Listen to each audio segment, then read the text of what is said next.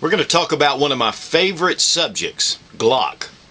Of course, many of you that have watched my channel know that I really like the Glock line of pistols. But we're not going to be talking about the Glock pistol today. We're going to be talking about the Glock survival knife, or the Glock field knife. But specifically the Model 81, which is the survival knife. Made from the same polymer that the Glock pistol frames are made from. These Glock knives are great tools to have in your survival kit. The Glock Model 81 survival knife. These were made in Austria by the Glock company. The Glock originally started out their business making entrenching tools for the Austrian army. I really don't know if the knife was invented or used before the actual pistol was developed. The name itself, Model 81, denotes that it possibly was made in 1981. There is Glock right here. There is also the Glock company logo on the sheath. Now, the blade itself, it's made of spring steel. Its Rockwell hardness up to 55, which is very strong. I have seen some really neat, in fact, I'm going to put the link over in the sidebar, but this one guy, Noss, Noss4, does knife reviews, and he did a torture test on this knife that was unbelievable. So you need to check that out. I'll have the link over to the sidebar. Again, these are not for chopping. The blade is not heavy enough or wide enough. Again, this knife weighs only about 7 ounces, and then with the sheath is 1.5 ounces, so about 8.5 total. The length is 11.4 inches overall.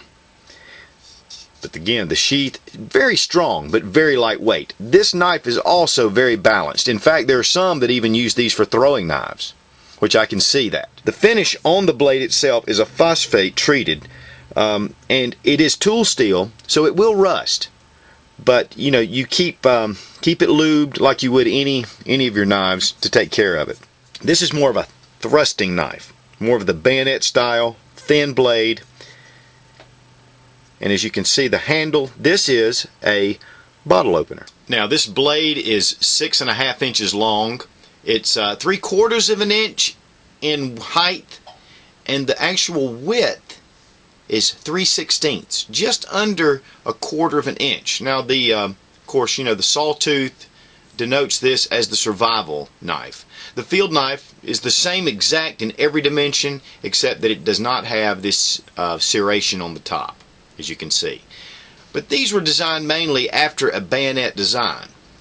Of course, without the ring to go over the barrel, but it's still that thrusting design. These are not the best choppers, but can still be used for that.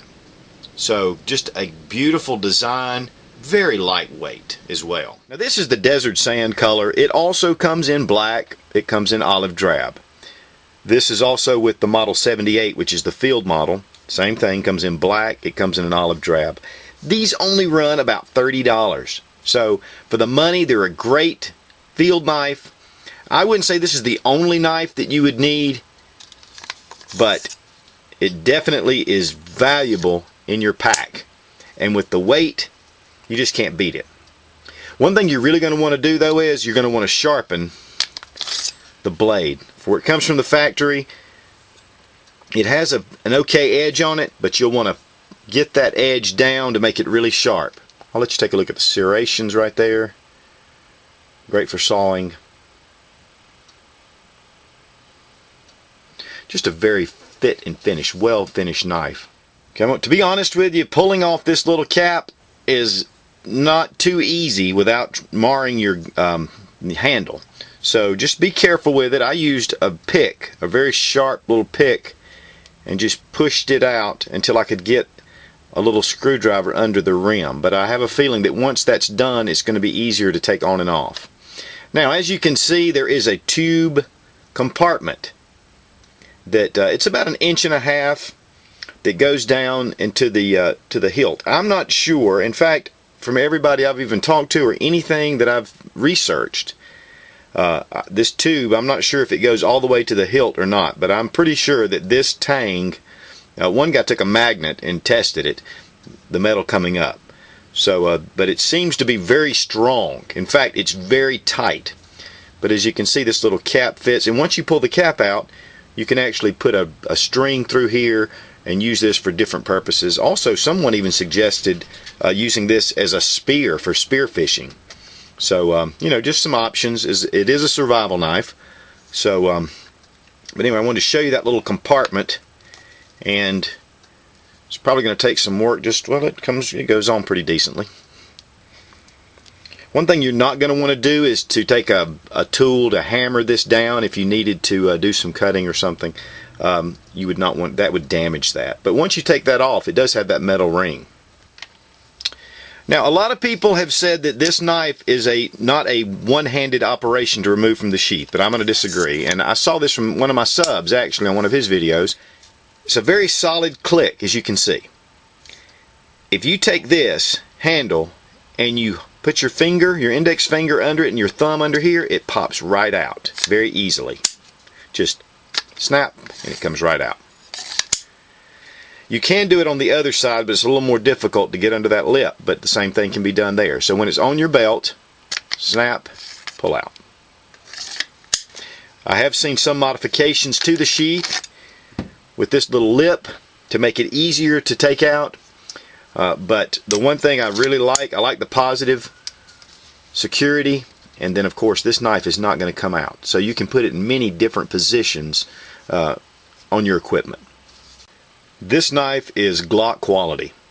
It's polymer that's just as tough as the frame on this pistol, and then with the tool steel and the phosphate finish, a well-made knife. For the money, you just can't beat it. Now, also on the sheath, you do have this knob here where you can put your 550 cord or whatever you want to use to tie it around your leg or to secure it to your equipment. Here is the belt loop, and as you can see, it pushes out. I actually fit this on molly webbing the other day, and it's a little tight but not too bad. But it can go on a belt, it can go on a number of things. It's a good secure fit. It's not going to come loose. Please subscribe for more fun gun reviews and sensible survival. God bless America. Long live the Republic.